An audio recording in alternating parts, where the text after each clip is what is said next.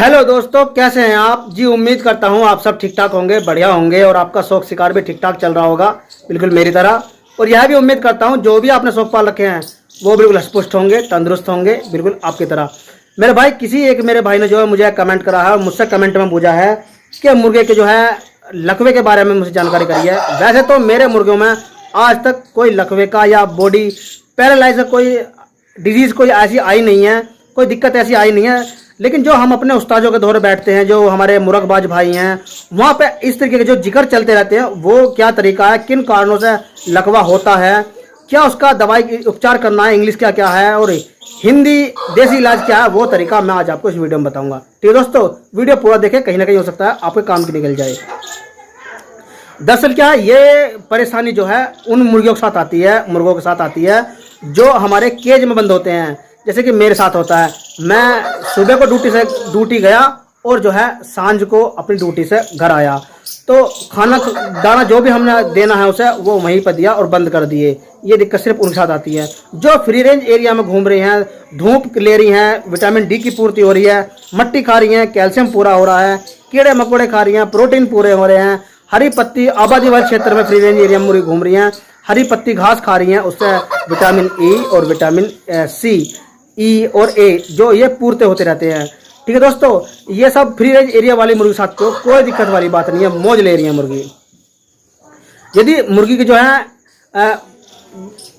Body, जो मेरे भाई ने मुझे कमेंट करा था, तो वो करा के मुर्गे की जो ना गर्दन वो ढीली छोड़ रहा है, नीचे को लटक रही है।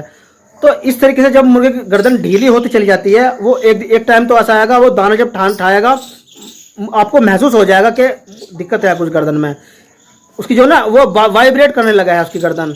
फिर धीरे धीरे क्या होएगा, या तो वो गर्दन जो है वो पीछे को लटक जाएगी, टेढ़ी हो जाएगी, या फिर जो है वो नीचे को पैर की तरफ जमीन में जो ऐसा गाड़ लेगा मुंह को। तो आपको जब चलेगा पता, हाँ भाई जो है लकवा हो गया मुर्गे को। लकवा क्या है, यदि हमारी जो नसें होती हैं उनमें खून का जो वो संचार है, रक्त जो संचार है, संचार मतलब जो खून वहाँ तक जो खून का आवागमन है, खून की जो सप्लाई है उन नसों में जो नहीं हो पाती। जैसे कि कोई सूजन आ जाओ बॉडी के किसी भी पार्ट में, सूजन आ जाओ तो नस जो दब जाती हैं, वहाँ पर जो खून का संचार जो सप्लाई है वो बंद हो गई, जिससे हमारे यदि हमारे पैर में या किसी बॉडी के हिस्से में नस दब जाती है तो क्या होता है कि वो कहते हैं नस दब गई, खून का संचार नसों में ख़त्म हो गया, उसे क्या हो गया, पैरालाइज हो गया, फालिश पड़ गई। और यदि हमारी नाड़, मुर्गे की नाड़ में इस तरह की दिक्कत होती है कि नस में दब गई, नस में खून का संचार खत्म हो गया, सप्लाई खत्म होगी, नाड़ आड़ी तिरछी होगी मुर्गे की, तो क्या है वो कह देंगे उसे जो लकवा हो गया। एक ही बात है, पैरालाइज, बॉडी पैरालाइज, ठीक है, स्नेक पैरालाइज। तो मेरे भाई यदि इस तरीके की कंडीशन आ भी गई है तो मैं बताऊंगा आपको दो तरीके के। यदि आपको लग रहा है, जैसे मेरे भाई ने मुझे बताया था कि गर्दन ढीली छोड़ रहा है, तो उस कंडीशन में आपको देसी इलाज करना है। और यदि पक्का कन्फर्म हो गया कि हमारे मुर्गे को जो ना लकवा हो गया है, तो आपको जो ना इंग्लिश मेडिसिन का प्रयोग करना है, क्योंकि इंग्लिश मेडिसिन जो ना वो तत्काल इमरजेंसी जो है बोलते हैं कि तत्काल प्रभाव जो अपना दवाई का वो दिखाएगी, असर दिखाएगी। जैसे कि आपने उसे दे रही हैं, जैसे को विटामिन ई का कैप्सूल आता है हरा सा, ई बियोन का, आपको वो दे सकते हैं, या फिर दे सकते हैं भाई साहब आप दे सकते हैं उसे मछली वाले फिश कैप्सूल, वो गर्म होते हैं। इसके साथ साथ ताकत का क्या इंजेक्शन आप लगा सकते हैं, टीका, नैरोबैन का ताकत का टीका लगा सकते हैं, जो पोटे वाली जगह है, पोटा और पोटे से नीचे वाली जो चेस्ट की जो मांस है, गोश है, जो उस मांस में जो है ना आपको वो इंजेक्शन लगाना है। या तो इस तरीके से लगाएं, ऊपर को, नीचे से ऊपर को, या ऊपर से नीचे को लगाएं। डायरेक्ट ऐसा नहीं ठोकना इंजेक्शन, वैसे आप जानते होंगे डायरेक्ट क्या है, वो ऐसा ना हो कि आप डायरेक्ट ठोक दें और नीचे लेग में जो कलेजा है या फेफड़ा है, गुर्दा है, या अंदर का आंतड़ियाँ हैं, आंत हैं, या अंदर की जो है अंदर की ऑर्गन्स में जो वो सुई जो है टच ना हो जाए, कहीं और दिक्कत बन जाए। तो इस तरीके सुई नहीं लगानी, सुई लगानी तिरछी, और सुई लेनी है आपको वो पतली वाली जो है, मैं स्क्रीनशॉट लगा रहा हूँ आपका, इसमें लगानी है, और आधी सुई लगानी है। जैसे कि मतलब ये सुई होगी, इसका आधा हिस्सा लगाना है, पूरी सुई नहीं ठोकनी। ठीक है दोस्तों, ये आधी सुई लगानी है जहाँ पर रेड का निशान लग रहा है। और भाई इसमें जो है ना दवाई लेनी है आपको 1 ml 1 ml दवाई ले लेनी है और आपको अपने मुर्गे को लगा देनी है। 3-4 दिन लगाएं, आपका मुर्गा बिल्कुल रेडी हो जाएगा। ठीक है, ये तो है इंग्लिश मेडिसिन का। यदि आपको कंफर्म हो गया है कि हमारा मुर्गा पैरालाइज हो गया है, और यदि आपको लग रहा है दाना खाते हुए हमारा मुर्गे की गर्दन जो वाइब्रेट हो रही है या पैरों में दिक्कत हो गई है, लग रहा है आपको, तो भाई उसे जो है ना आपको खून का संचार बढ़ाने के लिए, सब खून की नसों में जो सप्लाई रुकी हुई है उसे पूरा करने के लिए आपको जो है ना गर्म खुराक देनी है। जैसे कि मुनक्का 4 ले लें आप, जो है मुनक्का 4, उसमें 2 काली मिर्च, और भाई इसमें जो है ना आप एक चुटकी 2-4 चुटकी आप हल्दी भी ऐड कर सकते हैं। और इसमें जो है ना आपको जायफल, जो चाय छानने वाली चन्नी होती है लोहे की, उसमें जो है ना आपको घिस लेना है जायफल को आपको पाउडर लेने के बाद में, जायफल का पाउडर उसमें आप सबको एक जगह मिला ले। जायफल का पाउडर आपको ले लेना है, जैसे कि आपने एक चने का आटा, एक चना का दाना ले लो, फोड़ लो आटा, यानी कि 1 चुटकी जायफल का पाउडर उसमें आपको मिला देना है। सबको जो है अपने मुर्गे को दे देना है। एक खुराक होगी, किसी भी वक्त दे दें, शाम के वक्त दे दें या सुबह के वक्त दे दें, ये खुराक होगी देसी। और भाई इसके साथ साथ में जो है ना आपको हल्दी जो है वो, अगर सूजन आ रही होएगी या अंदर कोई सूजन वाला मसला होएगा तो वो एंटीबायोटिक है, वो जो है उसमें जो फायदा करेगी। और जो है आपको इसमें एक खुराक आपको और लगानी है देसी, जैसे कि आपने लहसुन ले लिया,